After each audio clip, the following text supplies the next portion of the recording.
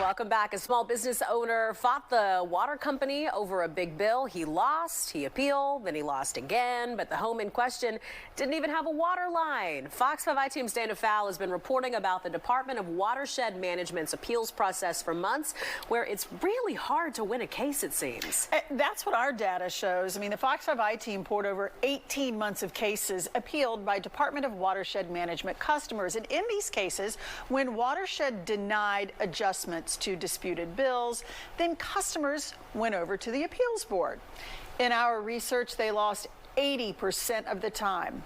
A small family-owned company appealed a nearly $30,000 bill, and as she just told us, lost, even when a higher-up in the water company sided with the customer. That decision was also overturned.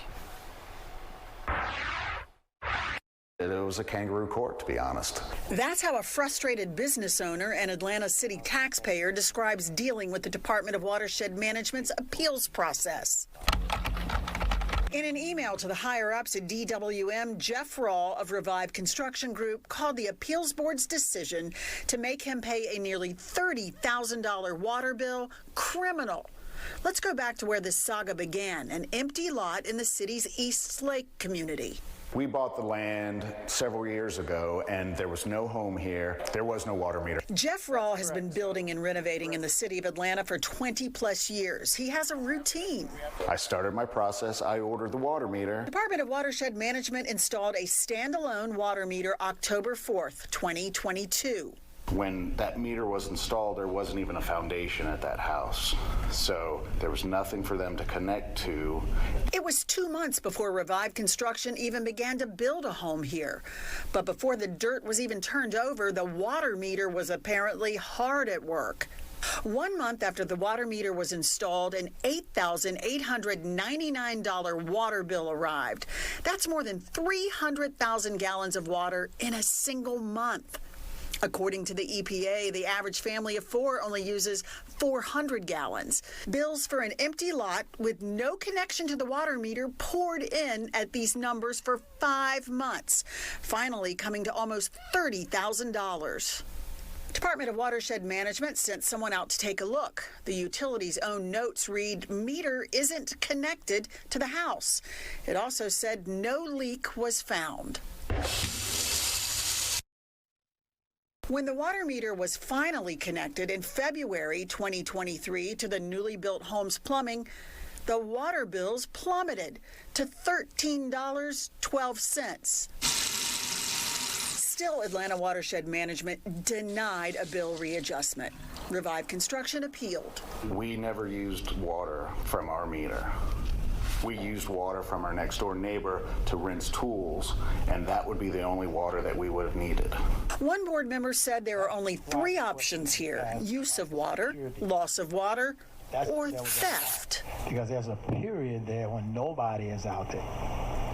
You know, your workers are not out there, nobody's out there, and an unscrupulous character who know that you're working on the site.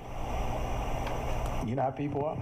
They seem to ask a lot of questions about theft, as if they felt I was somehow in the dead of the night connecting to this water meter, filling up buckets, 1 million gallons of water, and taking them somewhere. Again, he's being charged for using more than 1 million gallons of water.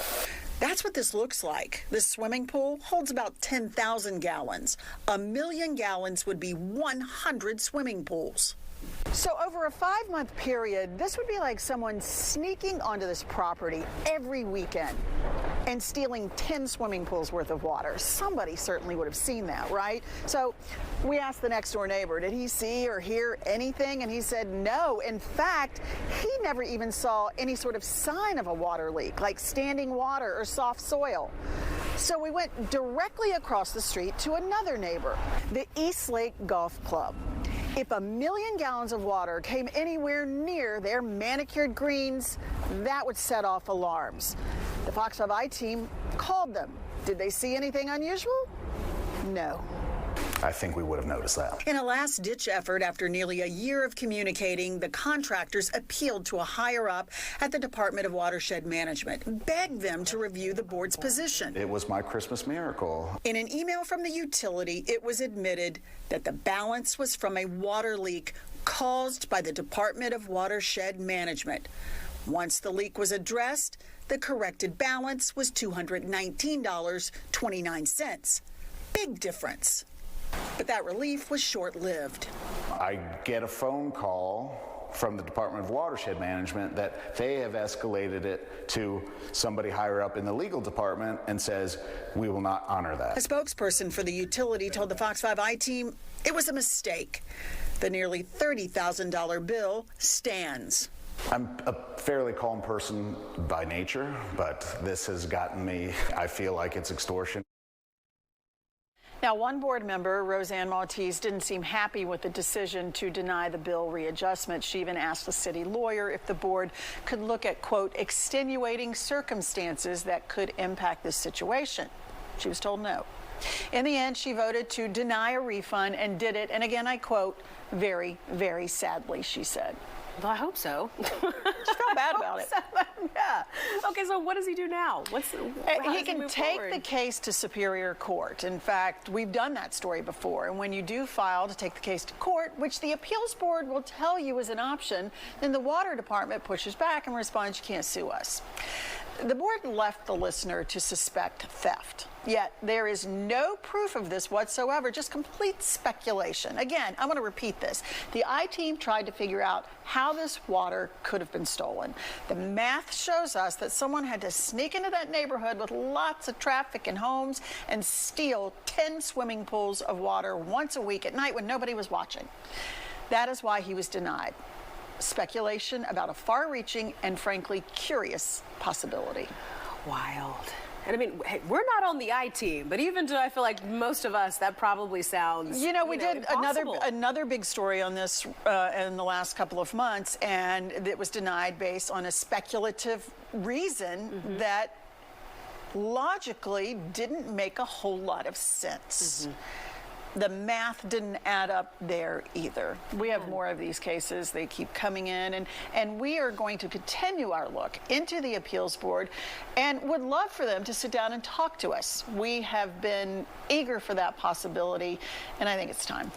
I'm sure. I mean, we're talking about people's livelihoods. You know, this is impacting more than just the gentleman we spoke with. A small business owner, and $30,000 is a lot of money. Not to mention a family paid for this house to be built. They could not move in. What did they end up doing? Having to move an hour away into their parents' basement, these are adults, and commute in. And meantime, the builder is paying for this home that no one is living in. Wow, what a headache. Because they had to get this bill cleared up before they could close on this house. Nice. Well, hopefully there'll be some kind of update on this story. No yes, doubt. we are. We're just getting started. We believe that. She's on the case. All right, Dana, thanks so much. We appreciate it.